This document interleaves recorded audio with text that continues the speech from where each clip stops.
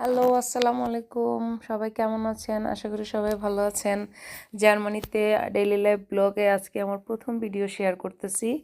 আর শুরু করব আমার ঘরে লাগানো আর্টিফিশিয়াল আলো দিয়ে, যেগুলো বাংলাদেশ থেকে নিয়ে এসেছি। আজকে যেহেতু মঙ্গলবার, আমার কাজের ছুটি ছিল, সেই জন্য ঘুম থেকে উঠতে একটু দেরি হয়ে গেছে।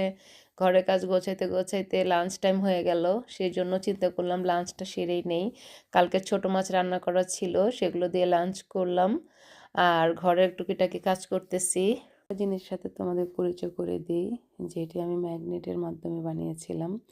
এস হচ্ছে আমার ছেলের নাম আর হাজব্যান্ডের নাম, এল হচ্ছে আমার নাম। এগুলো আমি বাংলাদেশ থেকে নিয়ে আসছিলাম, তাই ডেকোরেশন করেছি। এখন আবার ডিনারের জন্য চিকেন ম্যারিনেট করে রাখতেছি।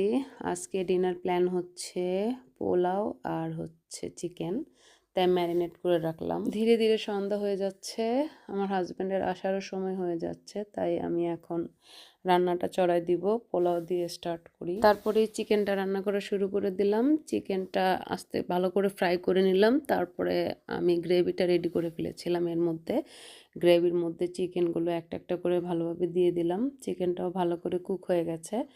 এখন আমার চিকেন প্লাস পোলাও দুইটাই রান্না শেষ হয়ে গেছে প্রায়। রান্না শেষে এখন টাইম হচ্ছে খাওয়ার, তাই আমি আগে পোলাওটা সার্ভ করে নিলাম, তারপর চিকেনটা সার্ভ করে নিলাম।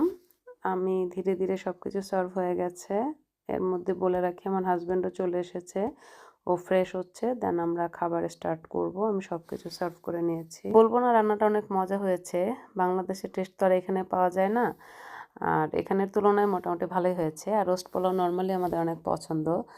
আমি আজকে ভিডিওতে স্পেশাল কিছু দিতে পারিনি তেমন, তারপরও ভবিষ্যতে স্পেশাল কিছু দেওয়ার চেষ্টা করব। যারা দেখেছেন সবাই, আশা করি সবার ভালো লেগেছে। ভালো থাকবেন সবাই, আমার জন্য দোয়া করবেন। আল্লাহ হাফেজ।